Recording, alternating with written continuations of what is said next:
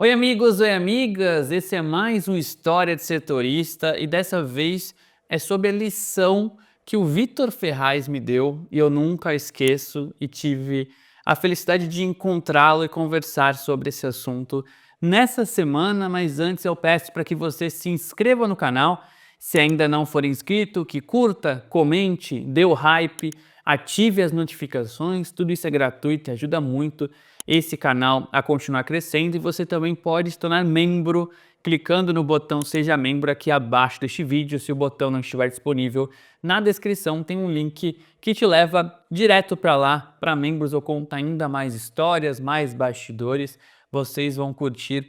Também aproveito para mandar dois abraços para dois colegas que não cobrem o Santos, mas que me disseram que sempre assistem o História de Setorista, o Luiz Fabiani da Band e Yuri Medeiros da Itatiaia. Um abraço para os amigos, fico muito feliz que esse quadro chegue em colegas de profissão. Como eu sempre falo, não é um quadro que bomba aqui, mas os comentários são sempre muito bonitos, é um quadro que eu gosto muito de gravar. Mas contando a história do Vitor Ferraz, se eu não estou enganado, ela aconteceu em 2018, naquele momento em que o Vitor Ferraz estava lesionado do ombro e o Daniel Guedes passa a ganhar espaço no elenco.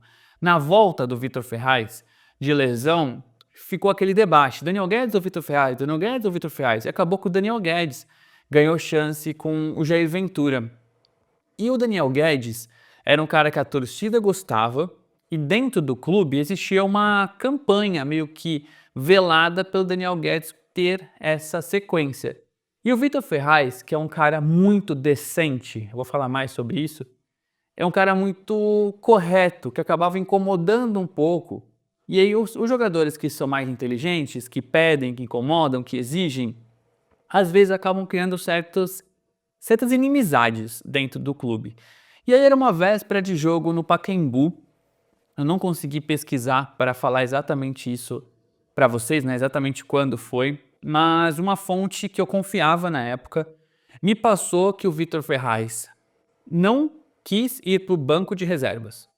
Eu já sabia que o Daniel Guedes ia jogar, e aí me falaram que o Vitor Ferraz não tinha problema nenhum físico, que ele soube que o Daniel Guedes jogaria e abandonou a concentração e foi-se embora, desceu a serra para não jogar porque estava injuriado, porque estava chateado com a titularidade do Daniel Guedes. E aí, eu chamei o assessor do Santos, para você entender um pouco mais como que é a dinâmica. A assessoria, ela trabalha de forma oficial para o clube, ela é nosso elo, né, entre a imprensa e a diretoria. Você pode chamar a diretoria direto, mas para esse tipo de assunto do dia a dia, você acaba chamando a assessoria de imprensa, seja para confirmar a informação ou para pedir um posicionamento oficial. Nesse caso, eu chamei o assessor que estava na concentração para falar, cara, isso aconteceu? E o assessor me confirmou em off, mas me confirmou, não preciso falar o nome dele, vou falar a minha fonte, tá tudo bem. Mas ele me confirmou. E o que a fonte fez? A fonte contou para mim e para o assessor. Porque ele sabia que naturalmente eu chamaria o assessor e o assessor já teria essa história. Então o assessor falou, cara, eu não posso te confirmar isso oficialmente, mas rolou sim, tá? Me contaram que o Vitor Ferraz não vai ficar pro jogo, ele estava relacionado, mas está fora da partida e ficou chateado sim pela ausência no time. E eu, na época, isso era o dia do jogo. Então eu pensei comigo, eu tava na Gazeta, e eu falei, putz, se publicar essa matéria agora, daqui a pouco vai rolar o jogo, essa matéria vai morrer. Então eu vou fazer um tweet. Eu não tinha nem tanta ascensão em outras redes, né? Na época era muito meu Twitter. Hoje meu Instagram é forte, tem meu canal, obviamente. Mas na época meu Twitter era o canal que mais santistas acompanhavam. E eu fiz um tweet. O Vitor Ferraz está incomodado com a falta de chance, com a titularidade do Daniel Guedes, e não vai ficar à disposição. Ele decidiu voltar. Isso repercutiu muito, né? Entre a torcida, muitos já não queriam mais o Vitor Ferraz, isso virou um assunto, repercutiu muito e passou, teoricamente. Quando o Santos se reapresenta e tem o primeiro atendimento à imprensa no CT, na época tinha muito treino aberto, né? Hoje infelizmente não tem tanto, o Vitor Ferraz me chama para conversar. Eu estava trocando ideia com o Renato Cury, repórter da TV Globo, um abraço para ele, gente boa demais, me ajudou muito na minha trajetória. Estava conversando com o Renato Cury e o Vitor Ferraz apareceu na sala de imprensa, antes do horário, né? E falou, Lucas, preciso conversar contigo. E o Renato, que era mais próximo ao Ferraz, falou, tá tudo bem, quer que eu vá? O Ferraz, não, tocar ideia mesmo, tá de boa. Aí ele falou, vem cá, Lucas. A gente foi pra um canto. Isso de verdade, gente. Até me lembrou aquela história do Nogueira, que eu já contei em História de Setorista aqui no canal. Quando o Nogueira me pede pra ir até a escada e quando não tem mais a presença das câmeras, ele acaba me agredindo, me ameaçando, enfim.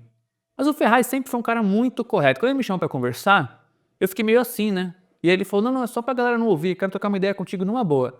E a gente foi pro cantinho ali, abaixo de onde é a sala da comunicação do Santos hoje, para quem tem a honra de conhecer o CT Pelé, mas é um cantinho. Tava a sala de imprensa, o gramado, eu fui para um lugar mais reservado ali, coberto.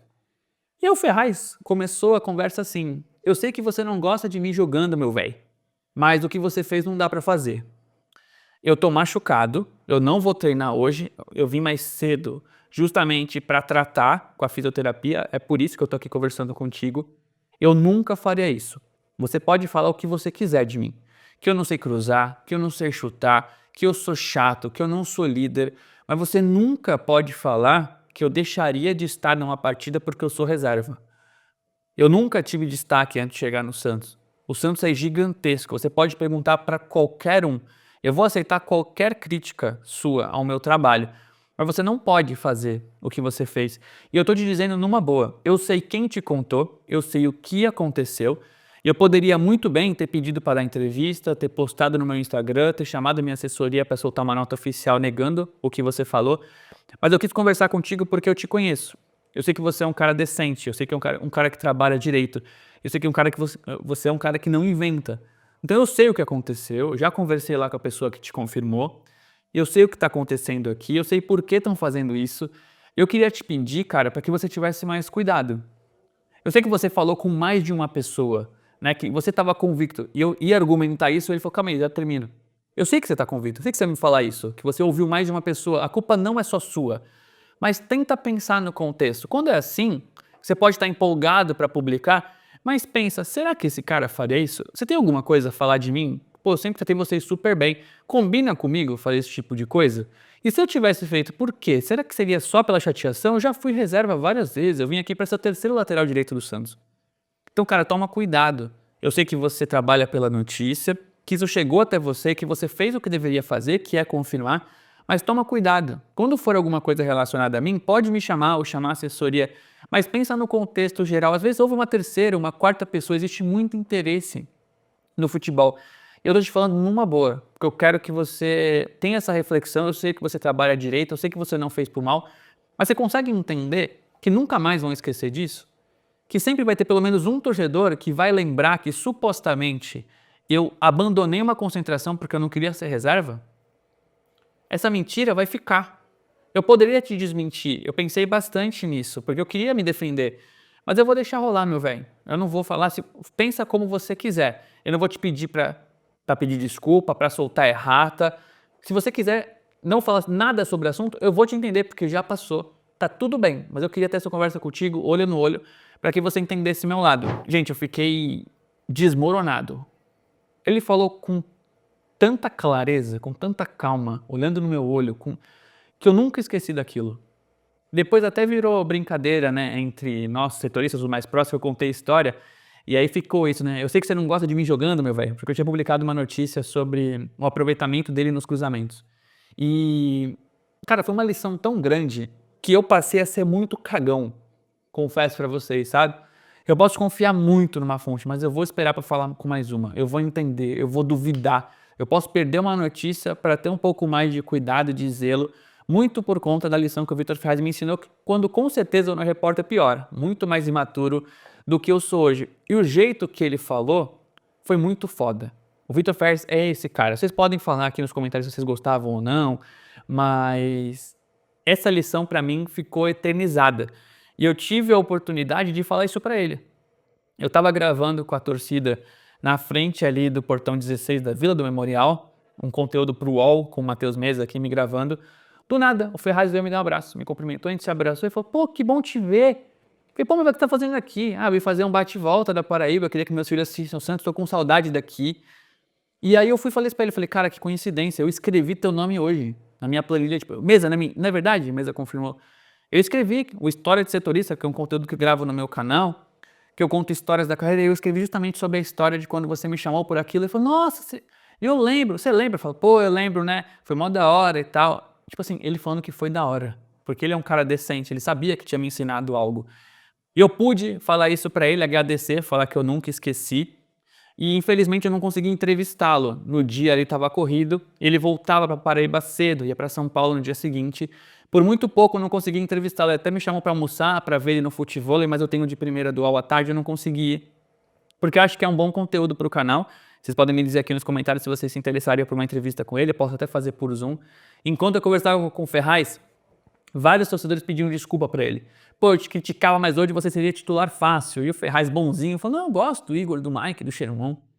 Então eu pude dizer isso para ele, eu agradeço ao Ferraz, tomara que ele assista esse vídeo. E além dessa história, teve uma entrevista coletiva que eu também nunca esqueci, que foi quando eu perguntei sobre as críticas ao trabalho do Sampaoli, quando diziam que existia panelinha no clube, isso já em 2019, e ele falou muito bem sobre os influencers, nada contra, mas ele falou sobre a responsabilidade que quem produz conteúdo tem.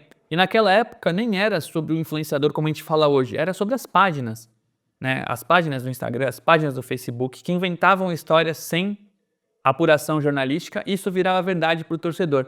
Então foi uma longa resposta que viralizou, tá até no meu feed do Instagram, eu lembro de colegas que eu adoro, como Rafael Oliveira, Alexandre Losetti, que repercutiram essa resposta.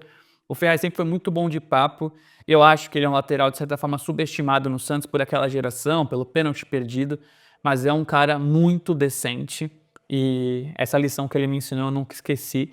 Então, curiosamente, eu já tinha anotado para gravar essa história para vocês quando o Ferraz me encontrou e a gente pôde conversar sobre isso. Espero poder entrevistá-lo. Fique entre nós, ele tem o sonho de ser treinador do Santos, tá? Eu acho que ele tem um bom perfil, seria muito bom tê-lo de volta ao Santos. Ele vai se aposentar certamente pelo Campeonato Paraibano, no Serra Branca, se eu não estou enganado, se eu errei, desculpa, Ferraz. Faz um projetinho de final de carreira, mas já está estudando, gosta muito do Santos, se identifica muito com o clube, quer ser treinador. Eu acho que pela inteligência ele tem tudo para conseguir, se o futebol deixar, porque o futebol também é complexo e acaba dificultando a vida de pessoas tão boas como o Vitor Ferraz. Mas é isso, espero que vocês tenham gostado dessa história, obrigado a quem assistiu até o final e aguardo você no próximo vídeo, no próximo História de Setorista. Beleza? É isso, valeu!